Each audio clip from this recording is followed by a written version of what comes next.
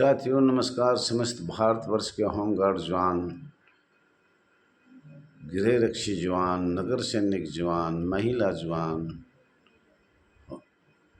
और पुरुष जवान, जन जन से गृह रक्षी जवान, जन जन से हाथ जोड़ के नमस्कार।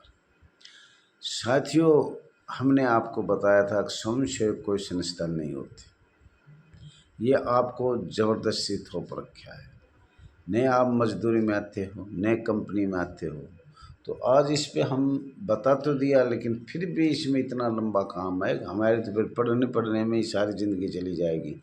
77 साल तो चली गई, 77 और चली जाएगी। तो इसलिए मोटे मोटे अक्षर में बता रहा हूँ। उद्योग एवं श्रम संबंधी विधान, legislative operating to factory and labour, ये अलग होते हैं। और दूसरा होता है सामाजिक सुरक्षा संबंधी विधान, legislative operating to social security, उसको बोलते हैं सोशल सिक्योरिटी। तो साथियों, ये हमने आपको बताना चाहा था कि अगर कोई आपको ये बताए मजदूर है तो नहीं हो। श्रम सेवक कोई भारत के किसी भी कानून में श्रम सेवक आपका नाम ही नहीं है। तो इसलिए आप ये भी ध्यान रखो, अगर हमें श्रम सेवक भारत में कोई संस्था ही नहीं है। हम तो आपको बता रहे हैं, अब संस्था सब अलग अलग है। सोशल सिक्योरिटी है, जो सामाजिक सुरक्षा कहते हैं, और बहुत सी ऐसी है जिन पे हमें भरोसा है, विश्वास भी है। श्रम विभाग है, और भी हैं, बहुत सी संस्था है, लेकिन हमें यही नहीं पता हम कौन सी संस्था में। अगर हम सामाजिक संस्था में हैं और श्रम विभाग में है तो भी हमारा कर्मचारी का दर्जा है, वेतन हमारा बढ़ गया माननीय सर्वोच्च न्यायालय से। और ये इन्होंने अमेरिका से कोई लाकर कानून, अन्य प्रदेशों से, उनके बारे में भी आज कुछ बताएंगे। तो साथियों, औद्योगिक विवाद एक आज मूल जड़ है 1946-1947। औद्योगिक विवाद अधिनियम 1947, जो हमने कल भी बताया था। इसमें एक बताया था CIRM, मतलब सेंट्रल इंडस्ट्रियल रिलेशन मर्चिंग, उसको हम बोलते हैं CIRM। श्रम कानून, CIRM का श्रम कानून मंत्रालय का एक संगठन कार्यालय है, जिसे मुख्य श्रम आयुक्त केंद्रीय संगठन के नाम से भी जाना जाता है। यदि औद्योगिक संबंधों को निर्माण करने और श्रम संबंधी कानूनों को लागू करने तथा केंद्रीय क्षेत्र में व्यापार संघ की सदस्यता के सत्यापन आदि कार्यों का अनुपालन करता है। तो साथियों, इस तरह की ये बात है। आपको संबंधित विवाद को निपटाना करना हेतु औद्योगिक विवाद को हस्तक्षेप के साथ साथ मध्यस्थता एवं उनका समाधान करना, ये कह रहा है CIRM।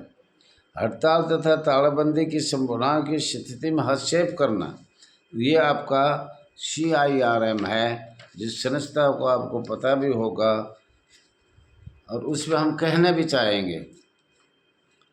साथियों, इसमें पृष्ठभूमि है, आप बिल्कुल इसको ध्यान से सुनना और मैं भी ध्यान से पढ़ूंगा।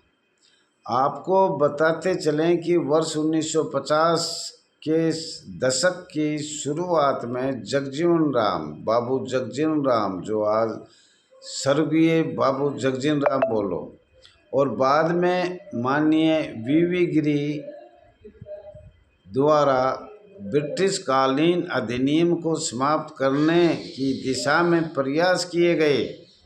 ब्रिटिश कालीन अधिनियम को समाप्त करने की दिशा में प्रयास किए गए।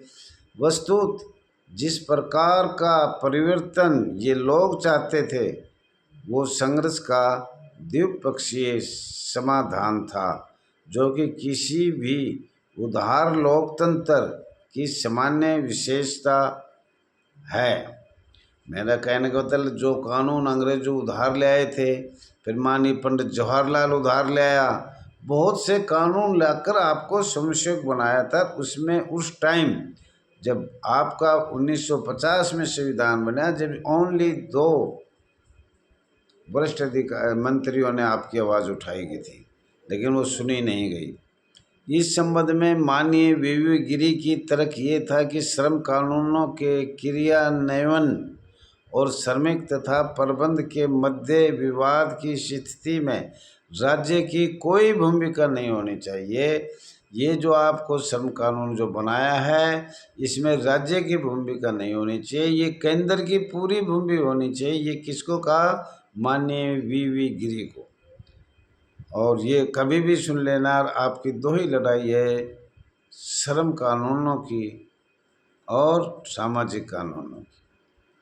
इसके बाद इंदिरा गांधी के समय काल में एक बार फिर इस संबंध में प्रभावकारी नीयत बनाने की संभावना व्यक्त की जाने लगी। इसके बाद इंदिरा गांधी के समय काल में एक बार फिर से इस संबंध में प्रभावकारी नियम बनाने की संभावना व्यक्त की जाने लगी। वस्तुतः उस समय ऐसी व्यवस्था की गई कि न तो राज्य की सहमति के बिना और राज्यों की सहमति चाहिए,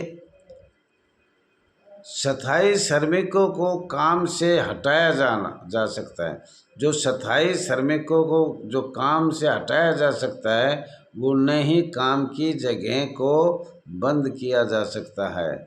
जो सरकारी आपके ऊपर बैठा रखे हैं, श्रमिकों के नाम से बैठा रखे हैं, जिसको जिला कमांडेंट पुलिस अधिकारी कहते हैं, उनको हटाने में दिक्कत न बदलाव की माननीय प्रधानमंत्री श्रीमती इंदिरा गांधी ने काफ़ी कोशिश किया था। इसको बहुत ध्यान से सुनो, दोबारा भी सुनो।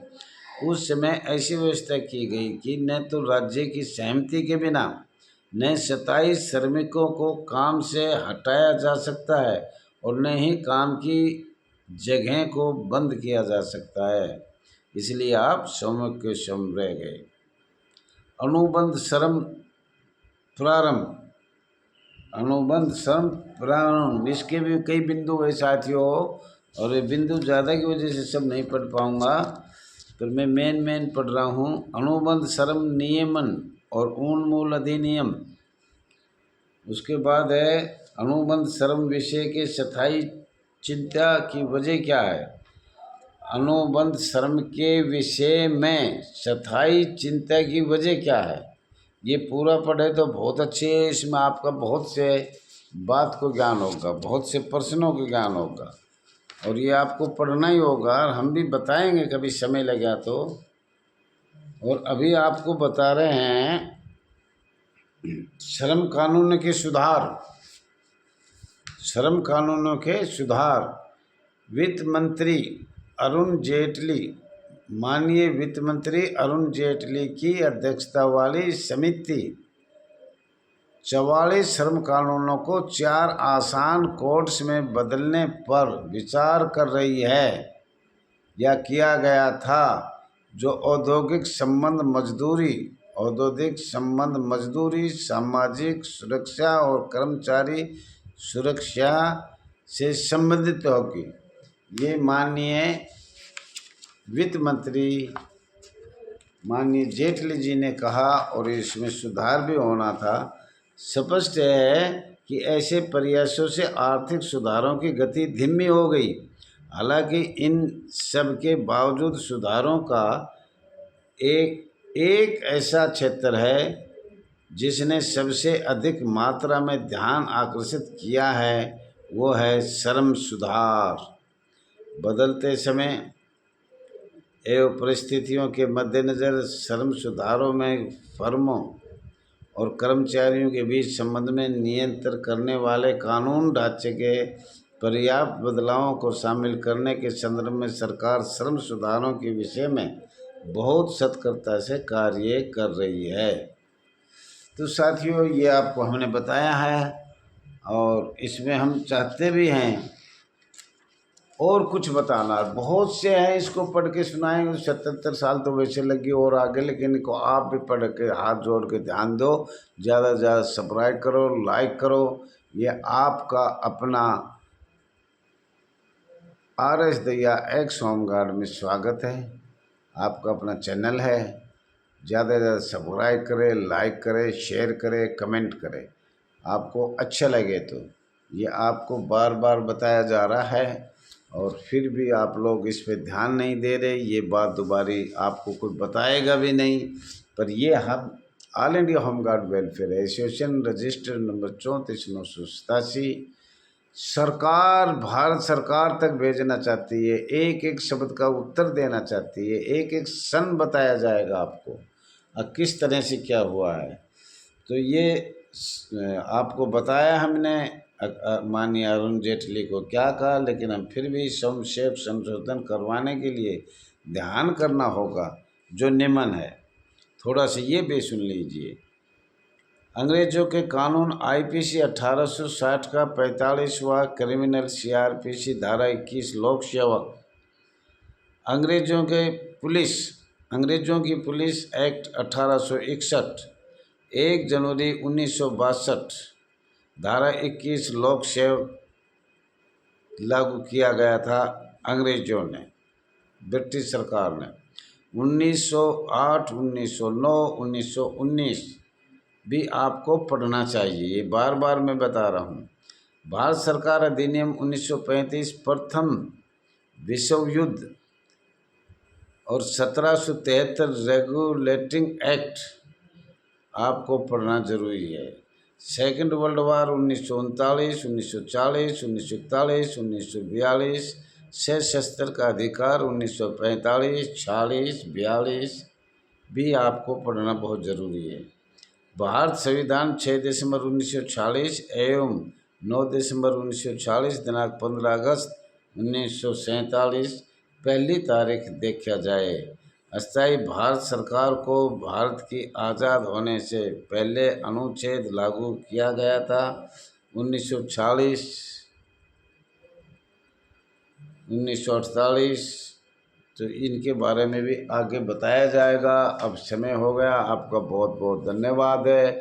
बहुत खुश रहिए इस, और आपने आत्मा से दिल खोल कर इसमें सेवा करना चाहिए। तन मन धन समय लगाना चाहिए।